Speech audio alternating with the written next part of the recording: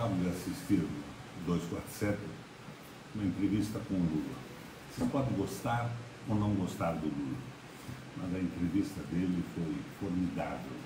Identidade com o povo brasileiro, problemas básicos da nação. Mas nós não temos que cogitar em nomes para a sucessão desse desastre que foi o Bolsonaro na presidência da República. Nós temos que pensar em programas. Eu postei aí uma proposta extensa, que talvez, por tão extensa que fosse, não teve o número de acessos que eu gostaria que tivesse.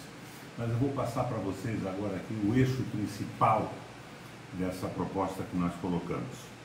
Nós temos que construir um novo Estado brasileiro.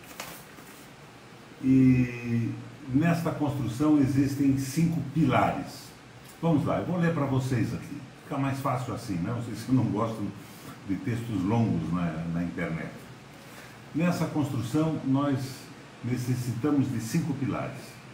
Esses pilares são compromissos pétreos, irremovíveis, com o compromisso com a democracia. Ele aponta para o aperfeiçoamento do sistema político brasileiro em bases amplamente participativas, com o resgate da dignidade da função pública em todos os níveis. B, o compromisso com a soberania. Ele representa a nossa determinação de dar continuidade ao processo de construção nacional. Nosso processo civilizatório tem que avançar e esse avanço foi interrompido.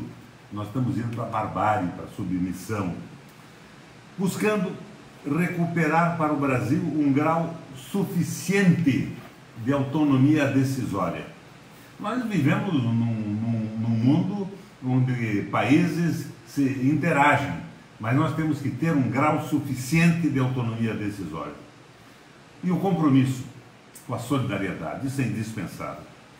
Construir a edificação de uma nação de cidadãos, eliminando-se os chocantes desníveis e desigualdades na distribuição da riqueza, da renda, do acesso à cultura, do avanço no processo civilizatório. D, o compromisso com o desenvolvimento. Isso é fundamental.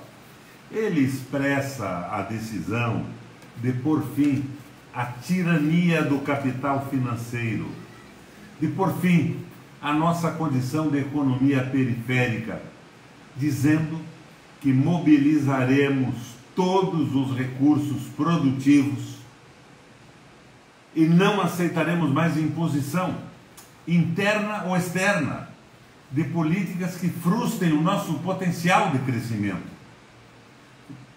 Finalmente, o compromisso com a sustentabilidade. Ele estabelece uma aliança com as gerações futuras, pois se refere à necessidade de buscarmos um novo estilo de desenvolvimento, socialmente justo e economicamente viável. Eu acho que isso é muito claro, mas vamos além. Nós temos que elaborar um projeto nacional. E para tanto, temos que seguir, na minha opinião, os seguintes objetivos. A, fundamental, transformação da educação brasileira, inaugurando um novo processo educacional, com uma formação analítica e capacitadora, promovendo as iniciativas que reconciliem a gestão das escolas pelos estados e municípios com padrões nacionais de investimento e qualidade, ao padronizar a qualidade de ensino em todo o nosso território. Isso é fundamental. B, retomar o desenvolvimento e a industrialização a partir de 4 setores chaves, minha gente. Agroindústria, complexo de defesa, energia, complexo de saúde e complexo farmacêutico. C, promover uma produção qualificada baseada na nova economia do conhecimento, entendendo que a riqueza e desenvolvimento não estão mais na indústria tradicional, mas numa moderna indústria, rica em ciência e tecnologia, rica em inovação, que constrói a manufatura avançada, nos serviços intelectualmente densos e na agricultura científica e de precisão. D. Reorganizar as regras práticas, políticas, em suma, as relações de trabalho, de forma a resgatar a maioria informal e precarizada da massa trabalhadora, do aviltamento salarial e do subemprego. C. Ponto C. Um realismo fiscal. Não por subordinação ao mercado, não para pagar dívidas que nunca foram auditadas, as famosas dívidas públicas, não para ceder à pressão dos ladrões do país, mas para não depender, nem ter que se subordinar a eles, para obter autonomia financeira, autossustentação no financiamento do desenvolvimento. E F. Reorganizar o federalismo brasileiro para democratizar a produção e o ensino, substituir as atuais relações competitivas, predatórias, entre a União, Estados e municípios, por um federalismo cooperativo, tanto verticalmente como horizontalmente. Esses são princípios. Isso tudo deriva de uma necessidade básica, um referendo revogatório, para acabar com todas as leis que assassinaram a construção da República Brasileira e do projeto nacional. Um referendo revogatório limpando a área que foi dominada até agora pelo capital financeiro, pelos grandes bancos, pelo capital não produtivo, pelo capital vadio, que está transformando o Brasil numa fazenda a produzir para os americanos, segundo sua geopolítica, mas também para a China e para a Rússia. Não, nós temos que ter um projeto de desenvolvimento nacional. Temos que respeitar o projeto de outros países, mas nós só seremos respeitados se tivermos um projeto firme. Nós queremos um país industrializado. Continuar no BRICS contestando esse modelo atual, mas o BRICS tem que entender que nós queremos a industrialização.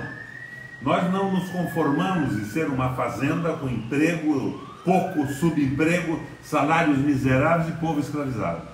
Minha gente, é isso que eu estou tentando passar a vocês. A Petrobras, eu falava outro dia, foi alienada, perdeu os 30% do pré-sal, um projeto do José Serra, que foi apoiado pelo governo da Dilma em determinado momento. Foi atacado duramente por alguns petistas irracionais. Minha gente, eu coloquei hoje na internet um vídeo do Lindbergh, que estava comigo naquela luta pela garantia do petróleo brasileiro e que falava da sua decepção com a atitude do governo naquele momento. Não sei por que a Dilma fez isso, eu não estou dizendo que a Dilma é intriguista nem nada, mas foi um erro circunstancial, talvez para evitar o impeachment que acabou vindo de qualquer jeito, o tipo de aliança, a tal frente ampla, com aquelas figuras, inclusive do meu partido, do PSDB e de outros partidos, no meu é o PMDB até hoje. Então, minha gente, eu estou me esforçando para dizer a vocês que nós não temos que cultuar figuras. A entrevista do Lula foi fantástica, mas nós temos que votar por convicção, ideologia e por um orçamento claro e uma proposta de governo bem clara. Eu, pessoalmente, continuo achando que nós temos que ter um governo transitório para nos livrarmos desse entulho todo do intriguismo, dos que tentam fulminar a nação brasileira, ter um candidato só e um programa claro, toda a oposição, para uma transição para a democracia, resgate da soberania, desenvolvimento, valorização do trabalho, democratização da imprensa, reorganização dos partidos de uma maneira mais democrática. Como vocês veem, eu não estou me colocando aqui como candidato a nada, estou me colocando como um brasileiro que faz 80 anos, no dia 5 de março, mas participou da política desde menino, acumulou uma experiência muito interessante na vida política dentro e fora do Brasil. Fui presidente da Eurolat, o Parlamento Europeu Latino-Americano, para entender como é que funcionam estas coisas, como funciona o mecanismo de dominação no mundo. Eu estou tentando colaborar para a libertação do nosso país. Por isso peço vocês atenção. E como o alcance do meu Face é bom, mas não é fantástico, eu peço aos que me ouvem que compartilhem, que multipliquem essas posições. E peço aos idiotas que dizem agora que eu sou inimigo do PT, que eu sou antipetista, que calem a boca, que não digam asneira. O PT tem acertos e tem erros, como todos os partidos e todas as pessoas. Temos que aproveitar o que deu certo. E temos que conhecer os erros para não repeti-los. Os nossos erros devem ser experiências não repetidas. Vamos à luta, brasileiros. Acima de partidos, pelo Brasil. Valeu, minha gente. Obrigado pela atenção.